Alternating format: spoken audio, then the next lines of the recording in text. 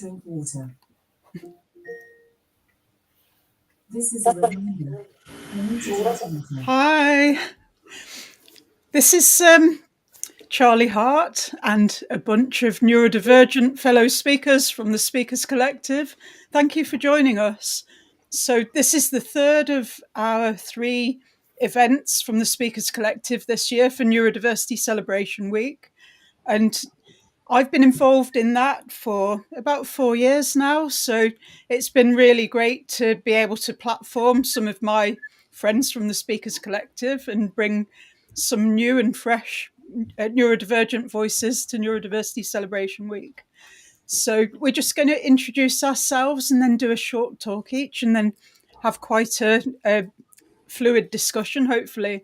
So my name's Charlie Hart. I'm also known as Awesome Charlie with an AU for autistic, and I am multiply neurodivergent. I'm a keynote speaker, and I have a 20-year background in HR. Can I ask each of you to introduce yourselves, and then we'll get Jon to introduce the work of the Speakers Collective, I think. So, Runa. Thanks, Charlie, and thanks for having me here today. And hello, everybody. Well, my name's Runa Uddin, and currently I am a freelance trainer consultant. Basically, my work focuses on all things mental health, trauma, and workplace well-being.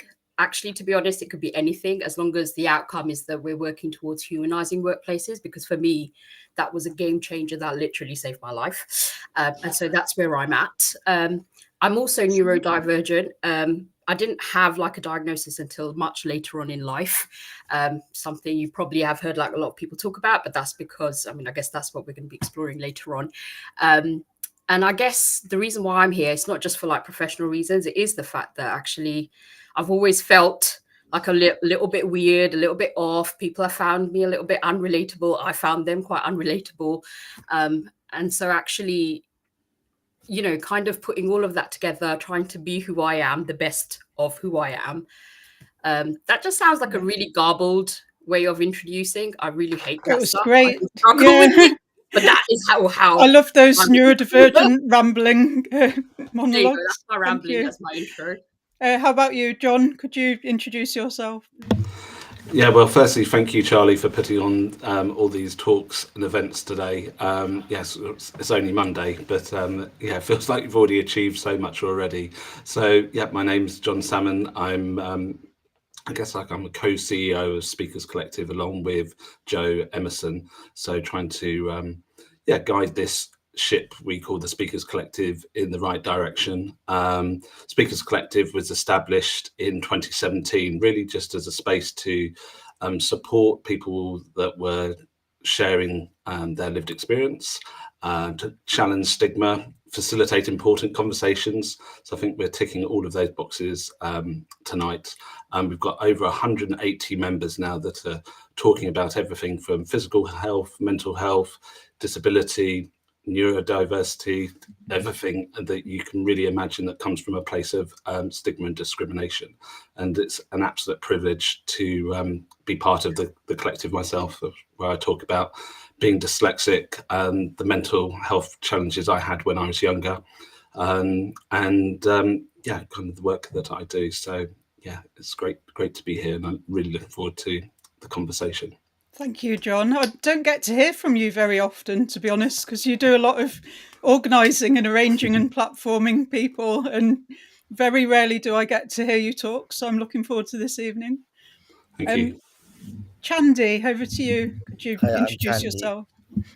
Sorry, I'm Chandy. I'm a mental health speaker and disability advocate. I talk about my life with a brain tumour beyond the age of 3. And how I've never really known anything but being disabled, and kind of talk about the social model of disability, which I'll come on to a bit later. But I recently discovered that I might be neurodivergent in respect of having potential autism and ADHD, but I've also got OCD, which also falls into that category of neurodivergent behaviours. And so I'm learning to understand myself as I grow older, and just constantly learning new things about myself and how I might be disabled in the world that we live in. Thank you very much. And Amit, over to you, please. Could you? Hi, Amit Kalley. So, former deputy head teacher in secondary education. and now run my own kind of coaching business and storytelling business, where I coach parents predominantly and help them sort of navigate the 21st century challenges of parenting, of which there are many, and also share my story of losing my mum to cancer, having a daughter born with 3 holes in her heart, and more recently, to add to that story, being diagnosed as an adult with ADHD, OCD, and anxiety disorder, with a particular focus actually on raising awareness of neurodiversity in the South Asian community, where I think it's woefully misunderstood or not understood at all. And so, just try and do a lot more work in that space, really. And thank you again, Charlie, for organising and for having me. Thank you for being here. And yes, I agree, that's a really important intersectionality to explore. So I'm going to come to each of you and ask you to do like a lightning talk, and I'll spotlight you while I'm doing that. So you won't see the rest of us, just yourselves. But if I come to you first, Runa. So I'll just spotlight you. Okay. I might Go for it. spotlight. Brilliant. Thank you. Do you know, I was thinking about what to kind of like talk about, because 300 million ideas go through my mind, like literally what feels like 10 seconds. And one of the things that I've noticed that a lot of people talk about when they talk about neurodiversity, I always feel, I don't know if that's their experience, but I always feel like they know what they're talking about, like they've learned about it, it makes sense, they can articulate it. And I have to be honest, I think what I want to kind of talk about is actually not having a clue really how my kind of brain works. Like it still feels like a learning process. It's because growing up, you know, I've had other things, like, for example, the reason why I work in the mental health space is because of my lived experience of mental health problems, like the suicide element, trauma, anxiety, all of those, and depression is something that I've like really managed. And then it never occurred to me about the ADHD thing, to be honest, because it's not something we talked about. You know, back when I was at school, ADHD was something that naughty boys had. And, you know, and they were really hyperactive and all of that kind of stuff. But the reality was is that I wasn't physically hyperactive, but it was almost like my brain was a naughty boy, so to speak. Yes. And it was just like always going round and round. Like my brain, I knew I was always different, because sometimes I just couldn't keep up with the thoughts. It was like, it's like having 50 browser tabs open at the same time, but then there's this random like music playing in, coming in. Yeah. Suddenly, like there's also like a farm of animals mooing away at the background. Like it's so random. 20 tabs, one's frozen, and you don't know where the music's coming from. Yeah. And so even though if you were to see me like at a bus stop or something, I could be like that. That's what you would see. My brain would have been like, literally like that. So I knew that I was always different. I knew that, you know, even though I didn't have like a diagnosis until like much later, there was always something different about me. I knew that. People around me knew that. It was just really, really hard to kind of put my finger on. And so for me, it's really weird, but somehow my personal life and career have kind of like, they've sort of come together, and everything just feels like a discovery. So that's kind of where I'm at. And I think there are several like layers when it comes to my neurodiversity, because first of all, you know, we're all intersectional beings. That's the reality of it. We all have like very, very different like attributes. As you can see, you know, I'm a woman, I'm a person of color, I have lived experience of mental health conditions, but I also have ADHD. And so it's really hard to kind of say, like, you know, when we talk about masking, well, the thing is, sometimes I wonder, what is ADHD and what is being a South Asian woman? Because we are meant to be good. We cannot be too emotional, but we have to be sensitive and all of those kind of things. And you sort of mask and become like you kind of, I mean, I've certainly found that I've had to condition myself to be a certain way to be accepted. So it's really hard to kind of say, like, what is a culturally motivated thing? What's an ADHD thing? What could be a trauma thing? So like I said, it's going back to that narrative of sometimes like just not like I don't have a clue how to kind of pin it down. All I can do is kind of talk about that lived experience, you know. And even when we're talking about, a lot of colleagues and peers in this space have talked about trauma, and like we know that trauma is essentially your survival system, right? Just becoming like hyper aware because of the threats that and the experiences and the trauma that people have experienced. And there seems to be some sort of like link, like this is anecdotal, but there seems to be like a link between the two. So sometimes, again, I'm not sure, is this an ADHD thing? This is a trauma thing where I'm like, but, you know, is this right? Am I reacting too much? You know, is this facts or interpretation made by my mind? Or, you know, am I being difficult? Am I just too much? Or is it my brain malfunctioning? So there's that to kind of like figure out. I mean, it feels like a lot, doesn't it? Yeah. It's even now. I'm like, trying not to interrupt you, but I'm like, yeah, I want to say I'm something just about trying that. to get it out because, oh, guess what? Forgetting is also a thing that we have.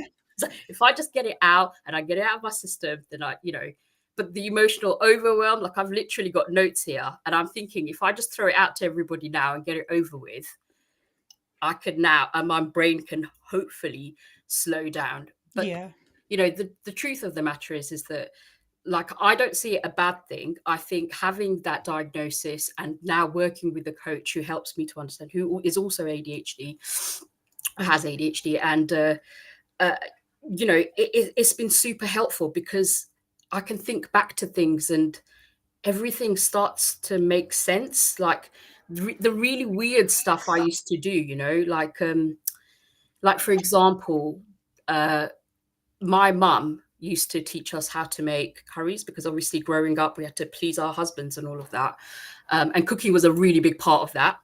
And she was very like specific. The thing is though, I just remember not being able to follow rules. Like it's not that I can't follow 100% rules. I don't know if this resonates or not, but I have to just break.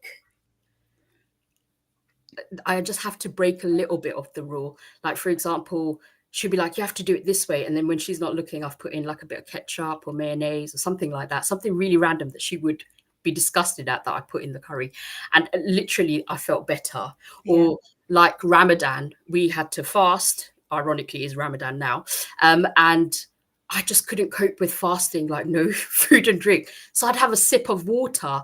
And then after that, I would literally fast by the book. But I had to break it just that tiny bit. I'm pretty sure that if my parents saw this, I'd be in dead trouble. But just putting that out there. So it was just so many things. I think I've run out of time. It's okay. I'm not actually timing any of these. It was kind of a rough guide, like 3 to 5 minutes each. But wow, there's so much. There's so much I want to say to you. It's really refreshing to hear a neurodiversity advocate who doesn't think they know everything. So your really humble approach and knowing that you're at the bottom of a learning curve is really great to hear, because lived experience is really, really important. But quite often people are still in the learning curve and they're educating others when they've only touched the tip of the iceberg. So it's just fantastic to hear that. And totally with you on the intersectional being thing as well, because I am a woman. I am autistic and ADHD. I have complex PTSD. I'm a parent of neurodivergent kids. I'm a wife. I'm on my second husband. I think I'll keep this one. I'm a bereaved mother as well. I lost my eldest son to suicide, so I've been through that as well. So I am the sum of my physiology and my environment and my experiences. And you can't support me unless you've got an idea of the holistic view of me rather than just, oh, she's autistic. So it's a really good perspective to look at it through. And as the Black lesbian poet Audre Lorde said, there's no such thing as a single issue, because we're not single issue people. So, or something like that, yeah. So thank you. Jon, over to you. Well, yeah, just really, really interesting conversations already. Yeah, so I'll share a little bit about myself, and really, I was kind of diagnosed quite late, having dyslexia. So for me, I felt it was after kind of, or very late into kind of when I was at college. So yeah, I feel like I'd already started to mask my dyslexia and put in some kind of coping mechanisms that I thought were, help me get through this world that wasn't really geared towards my way of thinking, maybe. And yeah, I guess the real kind of problems for me happened in my first job. It was the start of, I'm going to date myself now, it was just before the turn of the millennium in 1999. I was working for an internet company, so very much dial-up days. We would only dream of a setup like we have tonight, all streaming from our homes. But I think kind of some of the challenges that I had during that job was taking on too much work, working weekends, working long hours, not asking for help.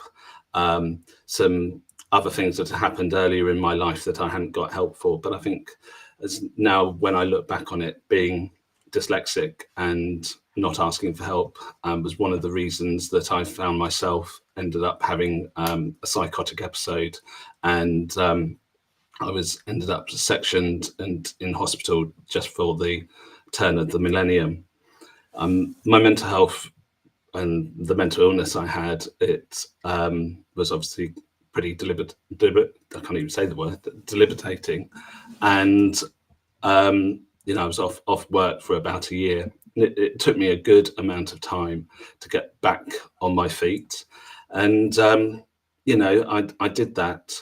And I worked out, I think, the things to manage my mental health, so I could spot the signs better when I was feeling stressed or anxious, and definitely, knowing to ask for help. But funnily enough, here I am, more comfortable talking about having a mental illness than I have been talking about being dyslexic, because I think really even though I saw the mental illness as an illness and something that, even though it's something I have to look after and manage, it feels to me like something that I was able to kind of recover from. Whereas being dyslexic, that is me, that is who I am. And some of the jobs that I've worked in over the years definitely felt like an imposter being in these roles. Working with other journalists, I can't even tell, if you ask me now, yeah, which there or there to write, I still get confused. And so, being dyslexic for me was a real shame that I had attached to that.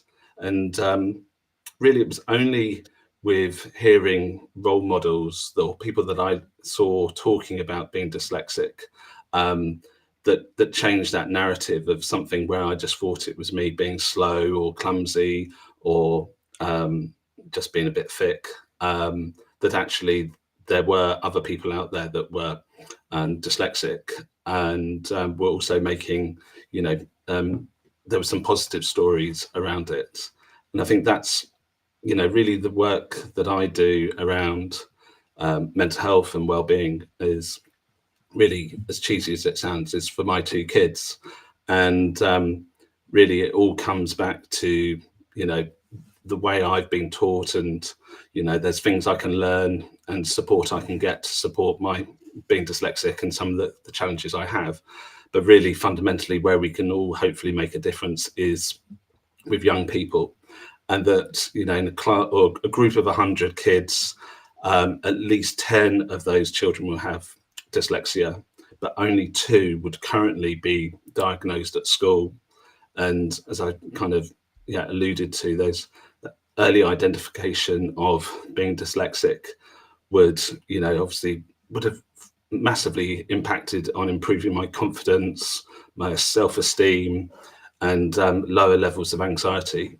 So I'll hand back to you, Charlie. But really, that's really the core, I think, of, it's still shocking that within the education system, it's not set up for, for everybody. It's not for every child. It's for still very much set up for a specific way of thinking. And we need to change the education system to support every single child, not just those 2 out of 100. Absolutely. So the thing is, dyslexia is the most commonly diagnosed neurodevelopmental condition. So I don't understand how we still haven't got a handle on screening for it in schools, raising children who are dyslexic to not think that they're a failure, but to give them the support and understanding that they need. I just don't know how we've got as far along as we have, and for that still not to be a thing. Yeah, it's there's free resources out there. There's a number of different organisations. There's Made by Dyslexia that's got all hosts of resources for schools. Yeah. But I think until it's really forced in through the curriculum, then it's and the support teachers. Again, it always comes back to teachers having to do everything. They're not getting the training or the time really, or the support. Whether it's teacher assistants that's been cut back. It's not. Yeah. It's bigger than just the individual teacher who's.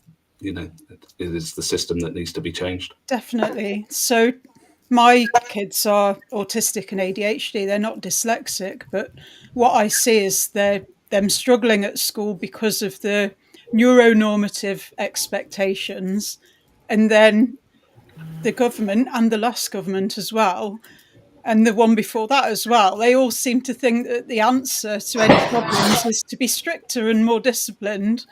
And that seems to translate to more neuronormative. So we get ridiculous emails from the school about attendance from my kids, who I would just be happy if they reach adulthood and that they're pretty happy and okay. I don't really care if they have 90% attendance or whatever. And nobody seems to really care about the well-being of the kids and what they really need in order to be able to thrive and not just survive the education system, but actually come out of it okay and as well-rounded adults. So things need to change. It's really sad that you've just got, your brain is wired differently, but that it's carried such shame and being diagnosed so late, and the impact it's then had on your mental health. So I really applaud you for talking about it now and for your role with the Speakers Collective. It's so important. Chandy, we'll come to you now, please. So I have no idea what I'm going to say. So the next couple of minutes is going to be absolutely just winging it. Just ramble on, and if you run out of stuff to say, we'll just do a dialogue, okay? Sounds perfect. Yeah. So as I mentioned earlier on, I was diagnosed with a brain tumour at the age of 3. I like to call him Timmy. So for the context of today, I'm just going to call him Timmy rather than pilocytic astrocytoma, because it's a bit of a mouthful to be saying at 7:30 at night. But when I was diagnosed with my brain tumour, that kind of formed my understanding of disability in terms of just being physically disabled. And then when I turned 6, a few months later, I then had to go in for surgery again, and developed complications during surgery. So ended up being in an intensive care unit, and that experience left me with OCD, which, for anyone who's not aware, OCD is obsessive compulsive disorder, and it means that I have intrusive thoughts such as something bad happening or me getting ill or making someone else unwell, and then I have to do ritualistic behaviors, which are things like asking for reassurance or washing my hands repeatedly, or even kind of doing things in a repetitive pattern. And this has been going on and on since I was 6 years old. I've had periods of being okay with it and living well with it, and then periods where it's really kind of controlled everything about my life. And I'm now understanding that some of that might also be down to autism and kind of the routine and structure that I need, and what happens when I can't follow that, and kind of the kind of neurological response that I have to stress in those situations when the routine and structure isn't there. And also kind of how I can also be really impulsive at times and then kind of throw me off course a little bit. But throughout this whole journey of dealing with OCD, since they're just 6, I've kind of also been bullied at school and kind of faced like discrimination in the workplace and just along the way through like society, and that's kind of opened my eyes up to the different models of disability. So that where the medical model says that me as a disabled person or me as with my neurodivergent behaviors, I need to be fixed to fit into the world. The social model says that I'm not the problem, the world around me is the problem. And without being too political, I think the news that we saw yesterday about the health secretary's comments around mental health being overdiagnosed and things like that, we see the same thing with ADHD and autism. Where's streeting needs yeeting. Yeah. I think I've seen so many journalists also tweeting about kind of misinformation around ADHD and what you're entitled to, and kind of that you get a free car and all this sort of thing. And I think that stereotype and that negative, like, perpetual motion of like, these are what disabled people are like, doesn't help our narrative and help generate the awareness that we need to have. Because I'm not going to get rid of my disability or my mental health or my neurodivergent behaviors. They're not going to go away. I'm going to have to learn to live with them. And I don't think that's a bad thing. I think that's a good thing, because if it wasn't for my OCD, I wouldn't have the empathy that I have. I wouldn't have the understanding of other people that I think is quite powerful now. And I've just started therapy again and talking to my therapist about things that kind of trigger me and how that actually helps my understanding of the world around me and stuff like that, and what I can do to actually be caring to myself. Because I think sometimes when we're neurodivergent and when we're constantly masking around other people, for me, like masking my OCD behaviors when I'm out in public, until I get home, like it's so overwhelming. When I get home, it's just a release of everything all at once. And I think that people don't often recognize that because we don't see what's going on behind the scenes for a lot of people.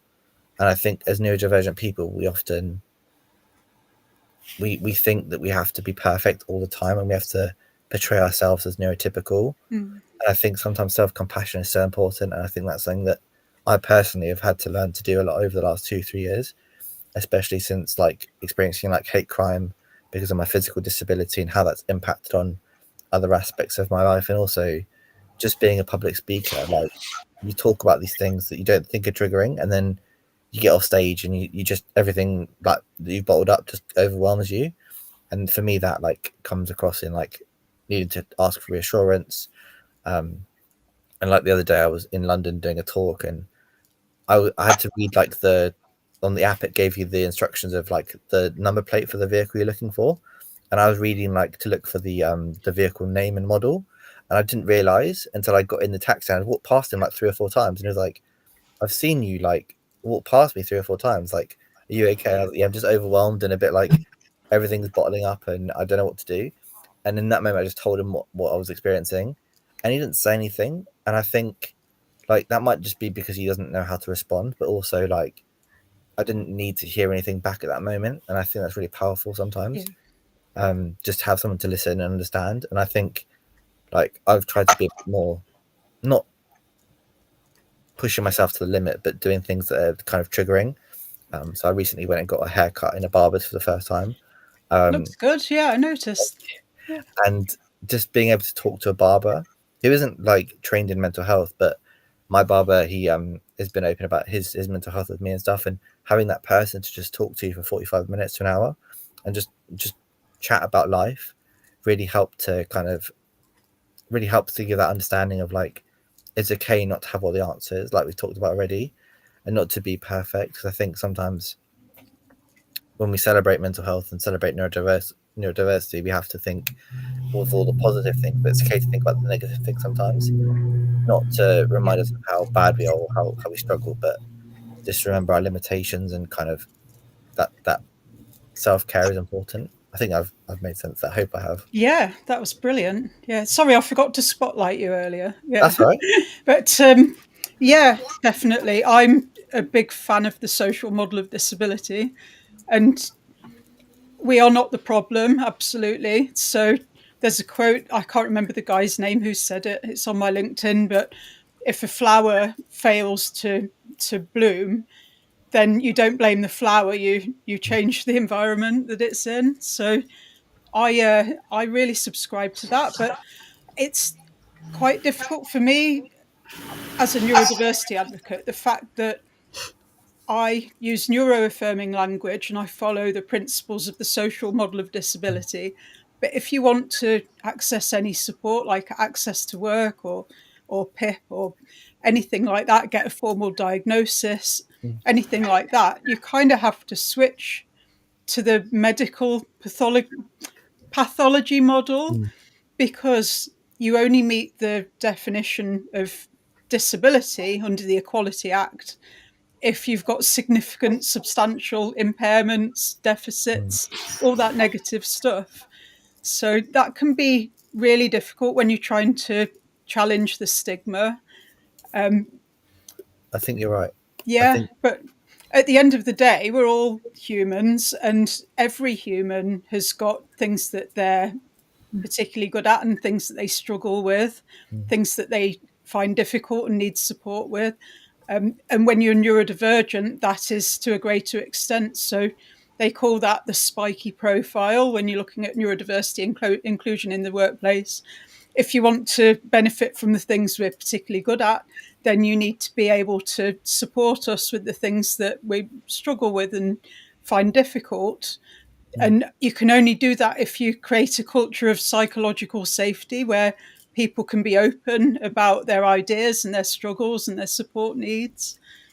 I think you're right. And I think there's a quote that says that nothing about us without us within our community. I think that speaks so true, especially like this week. Like if we're looking at how can we influence change around, like there are flaws within the benefit system, but like you don't make that change, you don't change policy, like you said, without including all disabled people. And that includes people with neurodivergent tendencies or behaviors or however you want to label it, or that's not going to happen. It's just going to segregate more people and make more people feel isolated and alone. It's actually quite baffling what they're doing, because it's PIP, it's not an unemployment benefit. It's meant to help with the additional costs of having a disability. So the rationale that people get a diagnosis and they're on the unemployable scrap heap or something, and that means that they're overdiagnosed, is quite laughable. And there's not actually that many jobs to go around anyway. But anyway, thank you for that, Chandy. It's lovely to hear you talk. I follow you on social media. I think your content is brilliant. No, thank you. So it's great to have you here. Amit, over to you. Thank you. So for me, I guess it's just an opportunity really to share a bit about my story and the kind of impact that being neurodivergent has had on me. So as I said before, I'm a former deputy head teacher in secondary education, and spending 10 years working in education, I worked with a number of young people that were, across the spectrum. But I was particularly interested in the ADHD because I would look at the way those children were behaving, look at the signs and the symptoms that they were sort of exhibiting, and think to myself, gosh, that's me. I do that. I struggle to concentrate in certain scenarios. I zone out in certain meetings. I have the urge to have to basically get up and walk out of long kind of, we used to have insets where there were long sessions on pedagogy and long sessions on teaching and learning, and I just, I couldn't cope. So I remember speaking to my colleagues and so on and saying, look, I think I might be ADHD. I'm really struggling with this. And I would get laughed out of the building. Don't be ridiculous. You're just trying to justify bad behavior. You're trying to justify your actions by saying that you're ADHD. You're definitely not ADHD. And so for many years, I just sort of fought this internal battle of, am I ADHD, or am I actually mad? Am I just sort of making this up? And it wasn't until last year that I finally plucked up the courage to go ahead with the kind of process of the diagnosis process of getting diagnosed for ADHD, because I just felt that I needed to know if I've got it. I don't know why I felt that way. I know there's lots of people out there that feel that they're not interested in getting a diagnosis. They're just content with what they think they might be. But for me, it was really important. I went through the process, and as we all know, quite a rigorous process. And it was no surprise to me that every single box of ADHD was ticked, and I had the additional diagnosis of OCD, which is something that I've had for a long time, and also anxiety disorder. And that whole process for me was kind of almost a justification, a vindication, of all the behaviors that I had demonstrated over the years and all the times that I had been shut down. it was telling me that actually I was always a little bit different, and being different is okay. It was just, and then I sort of made it my sort of pet project, I guess, because the work that I do is particularly around parents and parenting. But I wanted to now raise more awareness of what it means to have ADHD, but particularly in my own community. You know, as you can see, I'm a turban wearing Sikh. I look a little bit different to most other people. And so for me, it was an opportunity to raise awareness of neurodiversity, and particularly ADHD in the South Asian community, in the Indian community, the Sikh community. Because when I was talking to sort of family and friends and other people in the community, a complete lack of understanding of what ADHD is. And when you try and speak to people in mother tongue, you know, my mother tongue is Punjabi, and when you try and speak to people in my own language, you know, there are words that are sort of ultimately not, you can't translate them. You know, so ADHD, neurodiversity, to find the literal translation for these words is either really difficult or impossible. So when you're trying to then sort of speak to people about neurodiversity, and I'm trying to talk to people about ADHD, it's become really, really difficult. So, you know, a lot of what I do, a lot of why I talk about ADHD and why I share my story and how it links into all the things that I've experienced in life, and in the work that I do in supporting parents, is because I want more and more people to understand what neurodiversity is.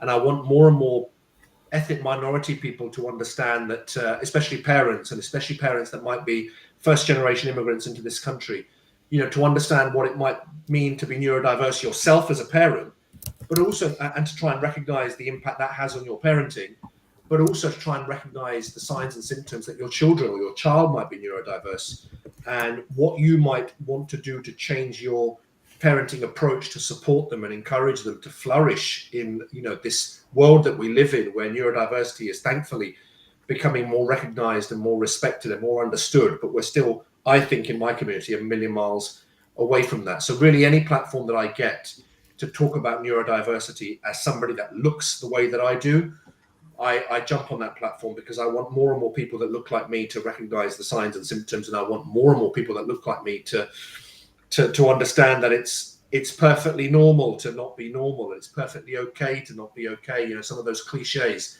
and it's perfectly okay to talk about neurodiversity when you look a little bit different. So I've made that my kind of sort of, you know, side mission along with the parenting, to really just get on any platform that I can get onto and raise as much awareness as I possibly can about what it means to be neurodiverse, and why we need to do much more in talking about it from an intersectional and an ethnic minority perspective. Fantastic. Thank you so much. I'm getting so many common themes here in today's live streams, because VJ, who spoke at 1 o'clock, he was saying pretty much the same thing, but he's not from a Sikh community. His family speak Gujarati, and some of the terminology of the neurodiversity movement that he's learned, things like, say, I think his example was the word alexithymia, that's an autistic trait where you're not in touch with your feelings, you can't identify them and express them verbally. You still might be feeling them deep under the surface, but then you're not that in touch with them and you can't explain them. That's so we have a word for that in English, but there is no word for him to explain it to his family in Gujarati. So, and I've heard similar from other people as well, both from the Speakers Collective and the PSA. So I think we're really onto something here. But also, like Runa said, when you look at masking, so how much of that is actually masking neurodivergent traits, and how much of it is to do with cultural differences? For me, I've spent a large part of my life masking how queer I am, because I am bisexual and pansexual and gender non-conforming. I've always been a tomboy, so it's and then masking my autistic traits as well. And I have a mask as well when I can't be bothered to explain to people that I don't know that well about being a bereaved parent, and getting the sympathetic noises that people make when they hear that. So it's, I don't know where I'm going with this. It's a bit rambling, but there are so many layers to peel back before you get to who the person is underneath. we can quite often lose sight of it ourselves, I think, let alone show it to anybody else. I mean, I wonder, I mean, and I don't know how others would feel about it, certainly you, Amit, because we talked about, and please do put Bengali people in that mix that you talked about, because again, in our language, we don't have any words. In fact, I was just, as you were talking, Google translating some of those words. Yeah, we need a glossary, I think. It honestly was hilarious, some of the words that were coming out. For ADHD was like this essay. I couldn't even read it. But, one of the things that I certainly find amongst myself and like peers, siblings, family, friends from the South Asian communities, that perfection is the minimum standard. And that gets rooted into our psyche so early on that, like there's, that talk about this thing about acquired neurodivergence and, Yes. and that sometimes like the way our brains are formed, it could be through something like OCD for it or whatever, it lends to that definition. And when I was reading about it, I was just laughing, thinking, oh, so actually how we're even brought up is also, do you know what I mean? Like, yes. Yeah, it forges neural pathways. Definitely. Yeah. And, it's just, it's a lot. It is a lot, to be honest.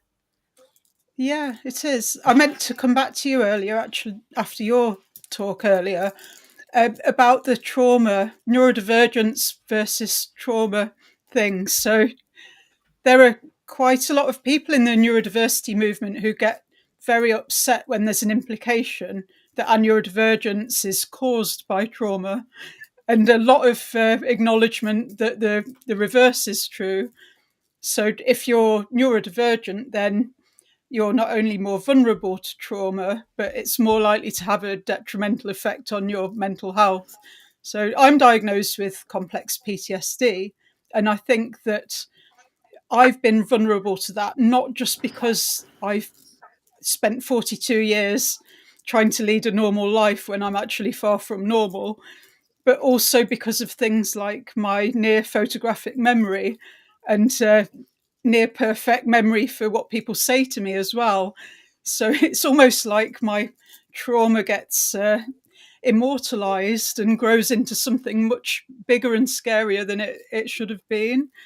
So, and then with that, we get the hypervigilance, which Chandy touched on earlier. And yeah, it's the two become so intertwined. I don't think you can really separate them, but it does mean that our minds work in very different ways than somebody who is normal, typically wired, and isn't exposed to a lot of trauma throughout their lives. Yeah. That was quite a big ramble, but does anyone want to add to that? But I think just to go back to what Runa was saying about cultural kind of issues, I think what I found when I got the diagnosis, when I sort of spoke to family and friends about it, and I've shared it on my social media channels. It forms part of who I am. It forms part of my whole work, I guess. It's the sort of almost indifference, which in some ways was welcomed because I'm just me. They know me as who I am. They've known me since childhood as who I am. But it was also, I felt the sort of the lack of understanding that some of my behaviors, if you want to call them poor behaviors, as a result of the ADHD, were just not understood. I interrupt people a lot, and I'm trying really hard in this sort of session not to interrupt. But that is quite a common trait of people with ADHD. I'm on my phone a lot when people are talking to me. And part of that is I'm addicted to my phone. That's a separate conversation, but it's also because I just zone out. And if I don't have the kind of willpower to be engaged in the conversation, I will just zone out. Call it rude, call it whatever you like, but I put it down to the fact that I'm never going to call that rude. So that would be a really neuronormative standard. Yeah, so. and I think that kind of lack of understanding, I think, from people in my community and indeed beyond, I think that's not just limited to my community, it's limited to all communities actually, but I can only talk about my experience within my community. I just think that is something that's bothered me a little bit. It's that complete kind of disregard. Oh, you've got ADHD, right? We can't see anything. We can't see anything different about you, and therefore, as far as we're concerned, there is nothing different about you. You're just a bit silly. You're just a bit rude. You're just a bit temperamental. You're just a bit impatient. But actually, it's not understanding why I might be a little bit or come across rude, or I might be a bit impatient, or I might be a bit temperamental. And that I found quite challenging, and I like to sort of speak about that because that back to what Runa was saying about expecting perfection, you know, that is something that ADHD people just cannot necessarily control. And it's about being understood, and it's about, you know, understanding that that's what people are without thinking that they're being necessarily rude. That's been a big challenge of mine. Totally agree with you. And I would really love to do more of the kind of educating that where people who are not neurodivergent can understand what it is to be inside our heads, what it is to live like we do. And I know simulations have existed for I think there's simulations that try to depict what it's like if you're autistic and don't have any sensory filter, and it really exaggerates all the different noises and lights and things. But I would like people to understand what it's like to have so many different thought processes going on at once, and to have a good idea in one thought process and then need to get it out because otherwise you might lose it. You have two good ideas and they ricochet off each other and smash into smithereens, so you've got to catch them quick. And all that, I'd really love people to understand if they haven't been there. I think when Amit was talking, I was just like looking at my hands. I've got my like anti-bac gel and I'm playing with it and like shaking it about and like doing that. I'm stimming with beads under the desk Yeah. as well. Yeah.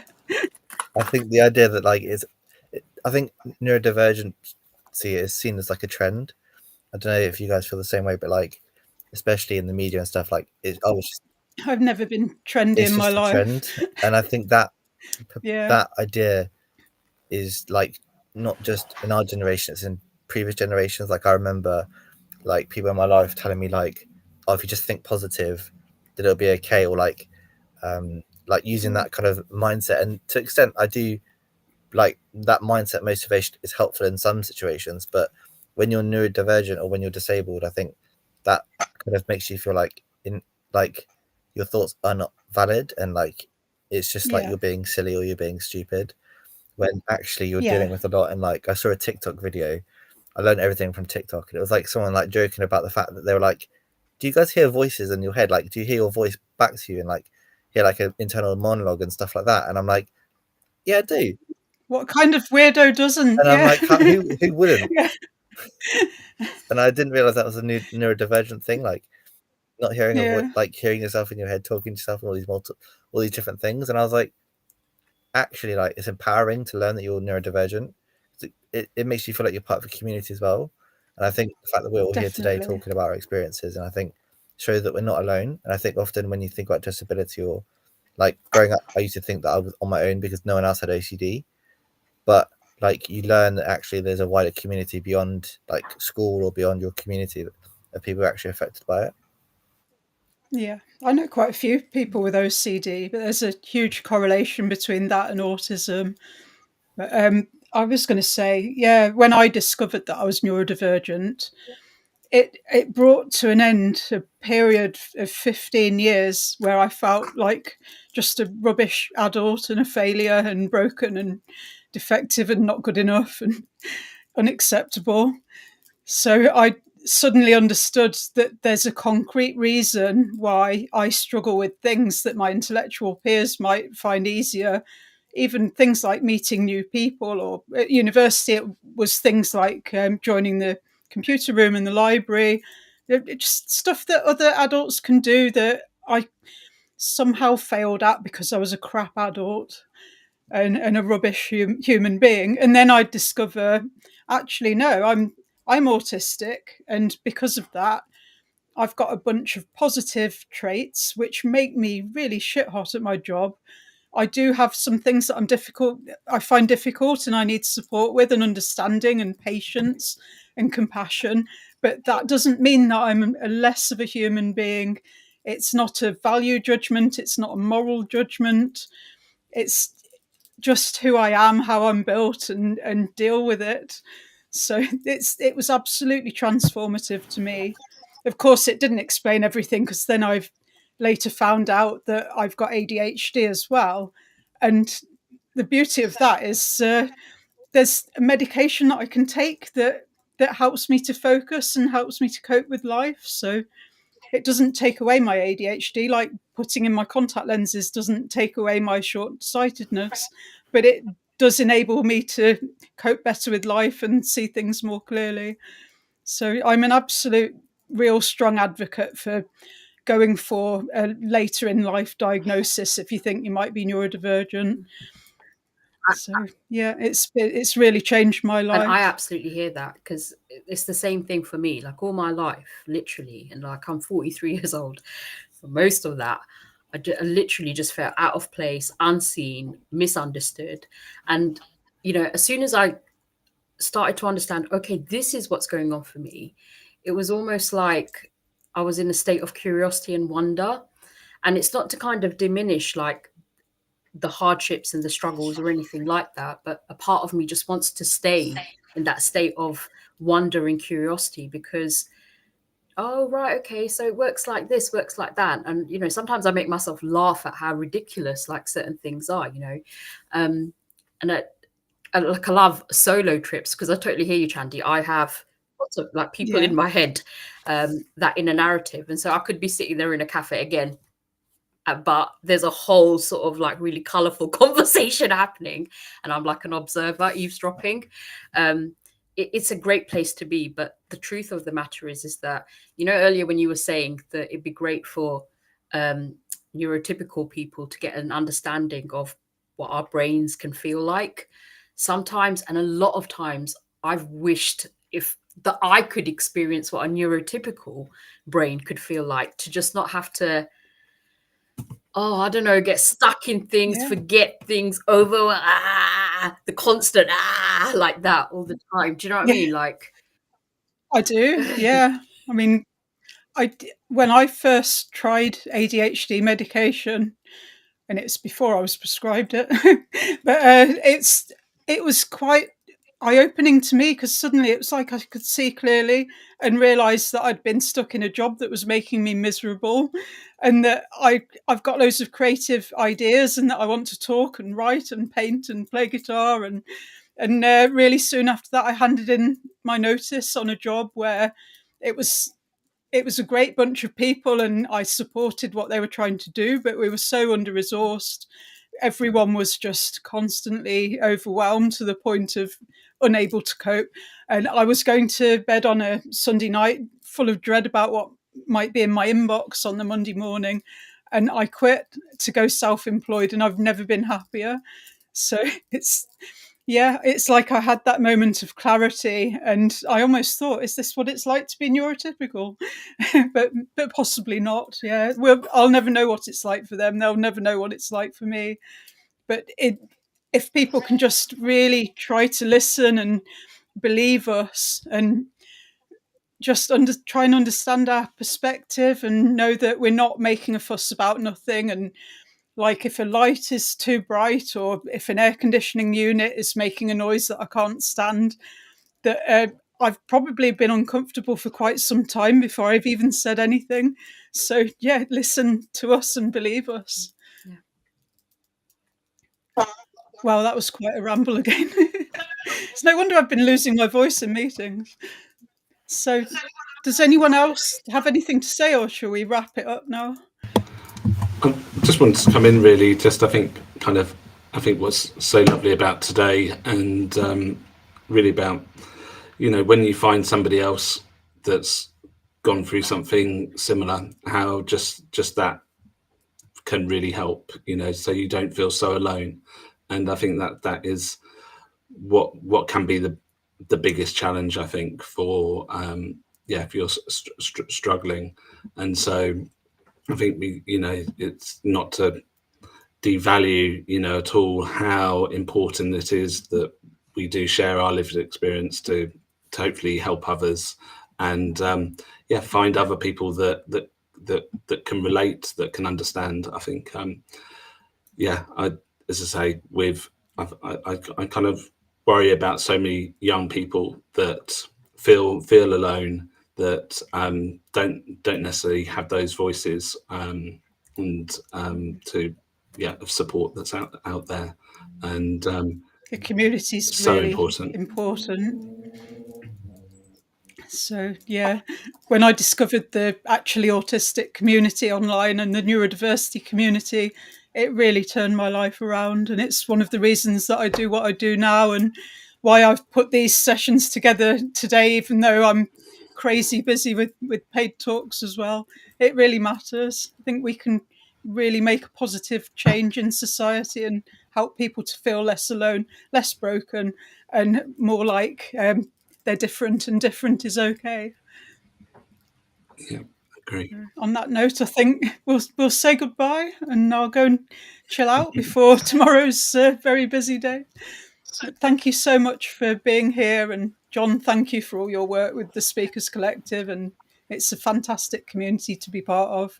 Please, viewers, please follow us all and follow the Speakers Collective on YouTube and on the social media, and yeah, let's do more of this. Thank you. Thanks. Thanks again, Charlie. Thank you, Charlie. Thank you Thank all. you, Charlie.